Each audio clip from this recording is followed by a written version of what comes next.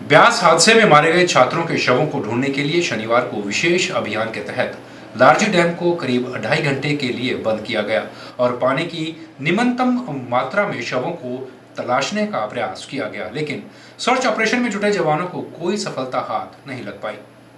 इस search operation में करीब 700 जवान लगे, लेकिन निराशा ही हाथ लगी।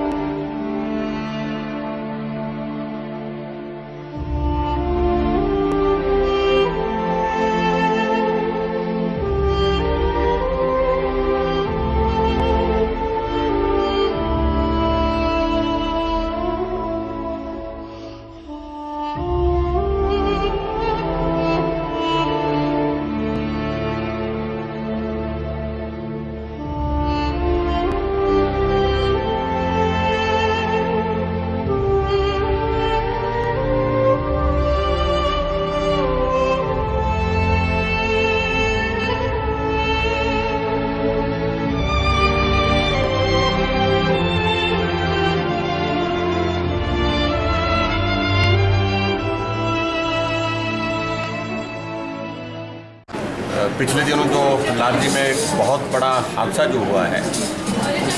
उसके लिए जो रेस्क्यू ऑपरेशन की दृष्टि से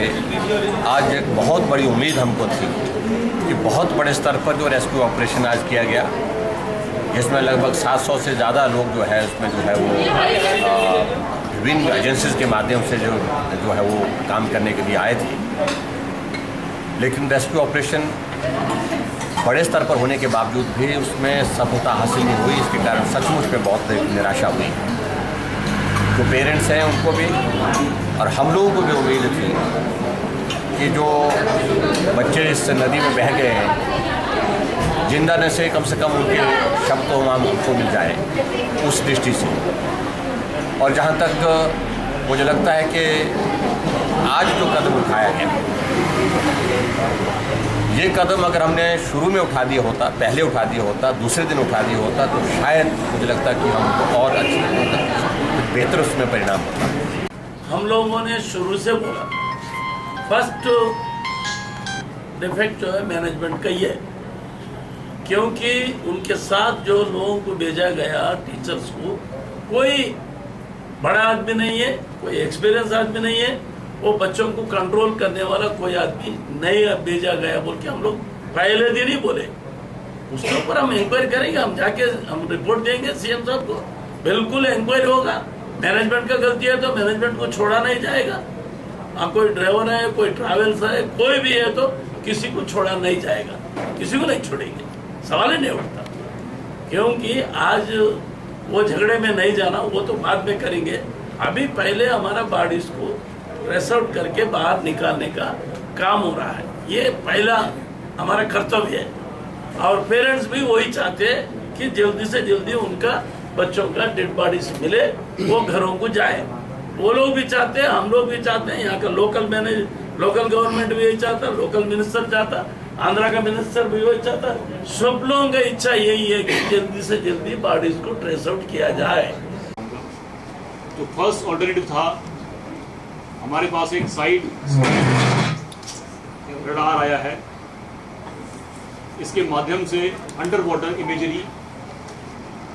बनाई जा सकती है।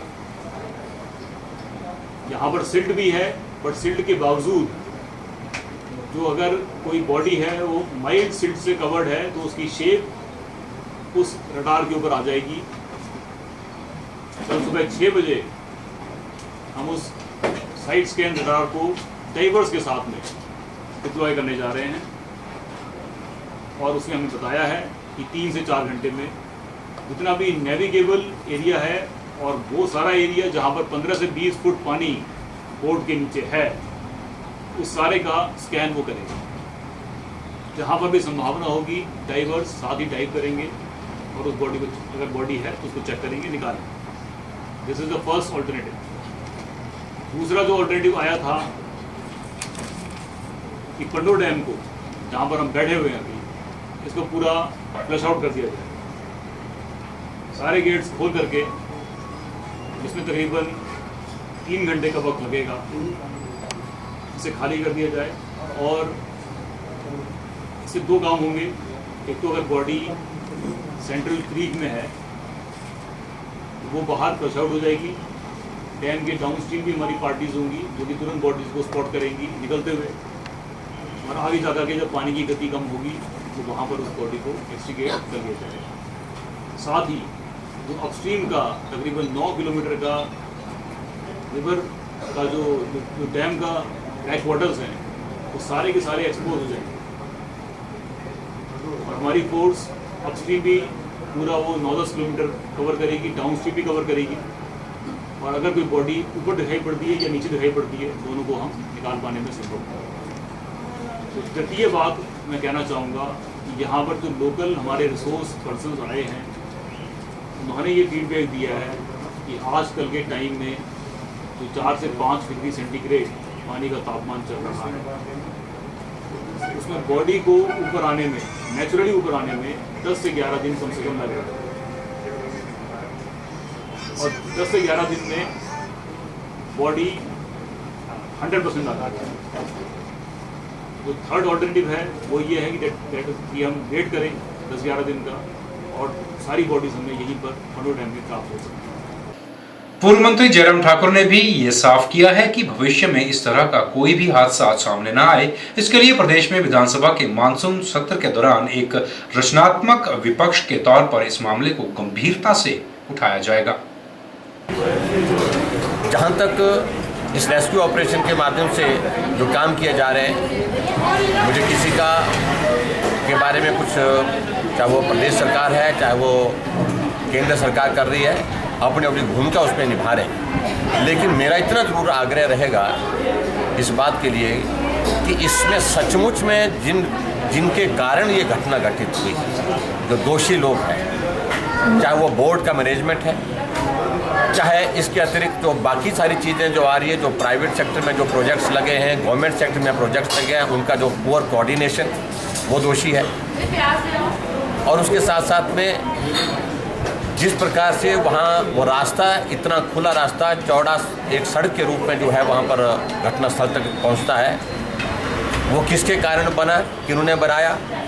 इन सारी बातों के लिए ये सारी चीज़ें मुझे लगता है कि दोषी हैं। जांच के आदेश दिए गए हैं, और जांच के आदेश के मुताबिक मैं उम्मीद करता हूँ कि इन सारे पक्षों को देखा जाएगा, और जो पानी छोड़ने की जो बात कही गई है कि पानी जो है 3 फेजेज में छोड़ा जाता है,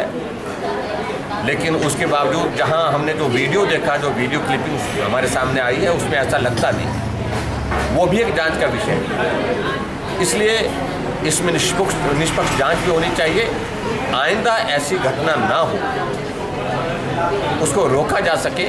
उस दृष्टि से जो भी एहतियातन जो कदम उठाने की आवश्यकता है उनको तुरंत उठा देना चाहिए। आज एक घटना हुई है, दूसरी घटना नहीं होनी चाहिए, इस बात को सुनिश्चित करने की जिम्मेवारी सरकार की है,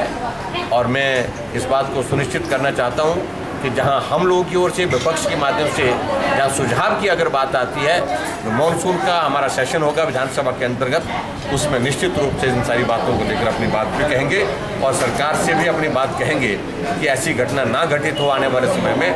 उसके लिए जो कदम उठाने की आवश्यकता है वो तुरंत उठा दिए जाए, ताकि जो है ऐसी घटना ना हो सके।